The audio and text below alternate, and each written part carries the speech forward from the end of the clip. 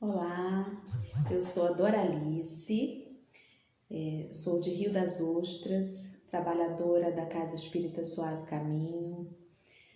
Tenho desenvolvido junto a outros amigos um trabalho chamado Café com Evangelho, todos os dias às 7 horas da manhã, pelo YouTube e pelo Facebook. E estou muito grata pelo convite que me foi feito pela Fernanda, idealizadora desse projeto 100, que tem trazido tanta luz através das reflexões de livros, de páginas, de textos tão importantes para a nossa reforma íntima, para a nossa caminhada evolutiva. E hoje eu venho falar sobre o capítulo 6 do livro Calma, intitulado Serenidade e Paciência. Então eu vou lendo e tecendo alguns comentários breves para que a gente possa refletir juntos. Serenidade e paciência, diz assim: no sentido de preservar a própria paz, é indispensável nos disponhamos a manter criteriosa atenção sobre nós mesmos. Aí ele já nos diz que a nossa paz está sob nossa responsabilidade, né? É preciso que nós sejamos vigilantes, criteriosos de nós mesmos, para que a gente alcance essa paz tão desejada. E ele segue: o conflito de resultados inavaliáveis pode surgir da explosão de sentimentos descontrolados. Entretanto, não se obtém a paz sem esforço. Quando a gente faz esse mergulho de se perceber, de se vigiar, muitas vezes a gente entra em conflito, percebendo desajustes internos da nossa mente, da nossa psique.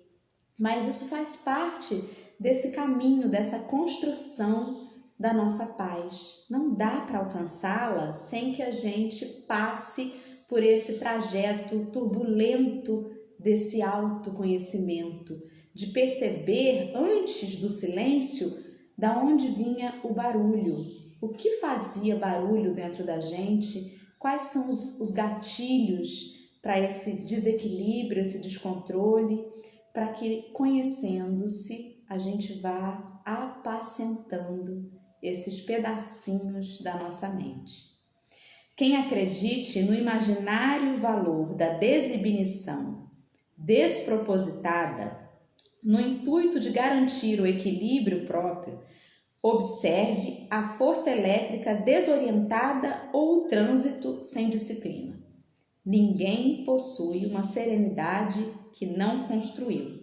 Daí o impositivo da vigilância em nós próprios.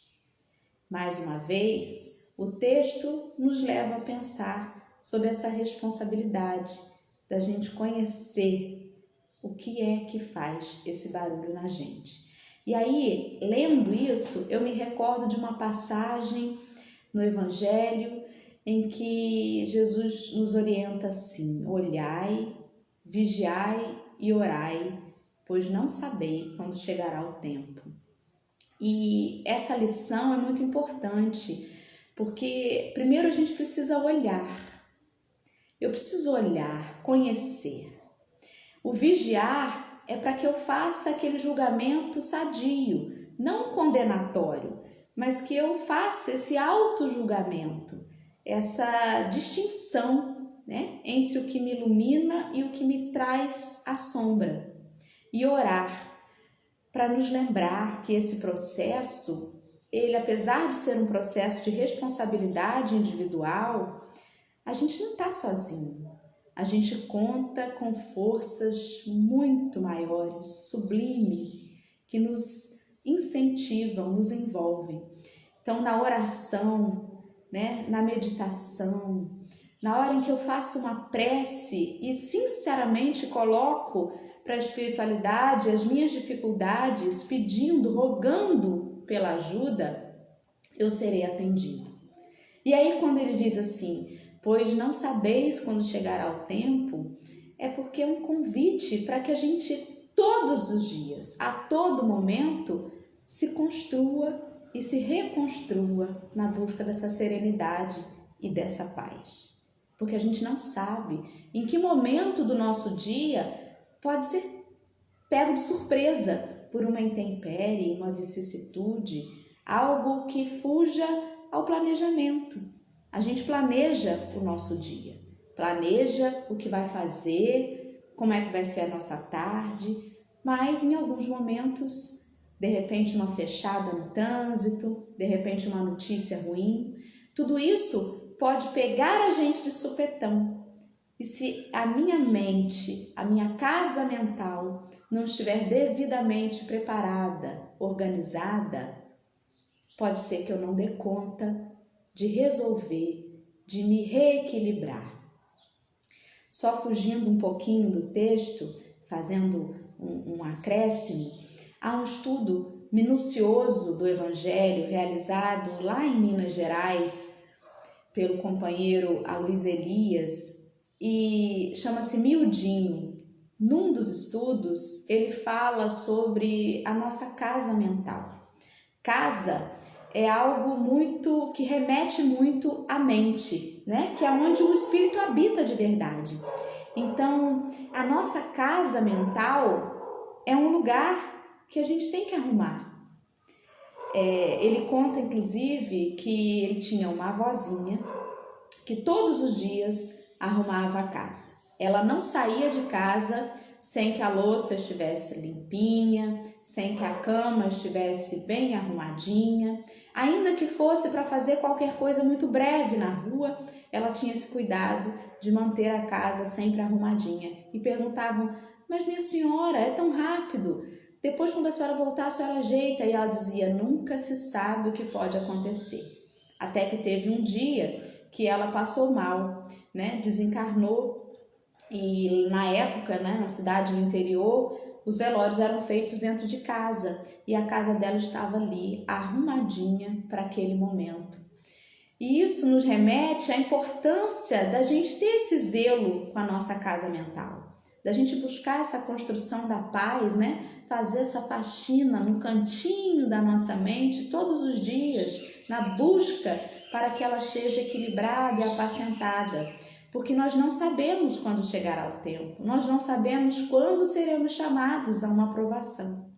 Então, essa busca da paz, ela é uma constante, porque a todo instante, no momento em que nós estamos ainda num planeta de provas e expiações, nós estamos tendo sugestões a todo instante no mundo que mexem com o equilíbrio dessa nossa paz. Então, é um caminho que precisa ser todos os dias trilhado. Vamos seguir aqui para o texto, senão eu vou me perder. Vamos lá. Não se trata de prevenção contra ninguém, e sim de autogoverno, né? Então, é uma coisa que não é da gente com o outro. É um autogoverno para que a gente tome posse de nós mesmos. Olha, é a minha casa mental. O que eu estou permitindo entrar nela? Para semelhante realização, ser-nos-á justo enfileirar certas obrigações primordiais que se nos mostram por alicerces da consciência tranquila. Então, a gente precisa saber escolher. Algumas coisas entram na nossa mente durante o dia, mas o que é que permanece? O problema não é o Jornal Nacional. Não são as notícias drásticas, né? Muitas vezes turbulentas, que a gente assiste nas TVs e nos noticiários. O problema é, se quando eu desligo a TV, o William Bonner continua falando na minha mente. Se eu continuo dando espaço no sofá da minha sala mental para aquela notícia desastrosa. Então é aí que a gente percebe, né? O que é que a gente está colocando como prioridade nesse caminho construtivo dessa casinha que a gente tem tão íntima da nossa mente. Compreendamos que somos colocados uns à frente dos outros, a fim de aperfeiçoar-nos, né? Então, é claro, o movimento é individual, mas nós não podemos dizer que nós não vivemos no mundo. É preciso fazer esse trabalho convivendo com aqueles que nos cercam. Seguindo, abracemos as iniciativas de concórdia sem esperar que determinadas pessoas venham a promovê-las. Pelos erros alheios que claramente nos preocupem, examinemos os nossos com sincera resolução de corrigi-los. Ou seja, não é para a gente ser alienado. O julgamento que Jesus condena é o julgamento condenatório, mas é preciso que a gente olhe, que a gente perceba. E às vezes a gente percebe no outro e esquece de perceber em nós mesmos. É o convite da gente vivenciar o mundo, mas perceber o que é que eu tenho feito, qual é a minha parcela, a minha participação em tudo isso. Não nos aborreçamos com o trabalho que a vida nos confia, de vez que, através dele, é que atingiremos a promoção justa na escala de valores da vida. Que a gente não amaldiçoe as oportunidades que a gente tem, porque cada uma delas, no trabalho que a gente se propor a realizar, faz parte desse caminho, né? Da nossa responsabilidade conosco e com aqueles ao nosso redor.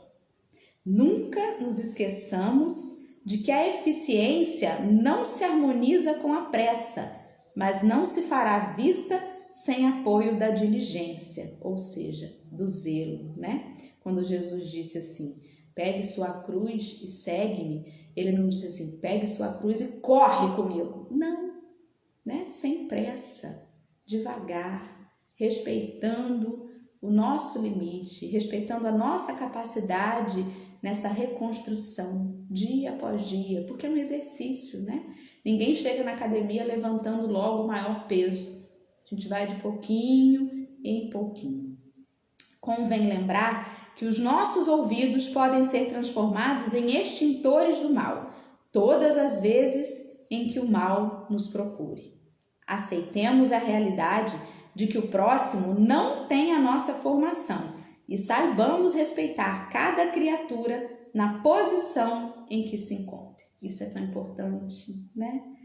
Porque às vezes a gente se ilumina um pouquinho e acha que a gente tem a obrigação de colocar goela abaixo no outro aquilo que a gente já sabe.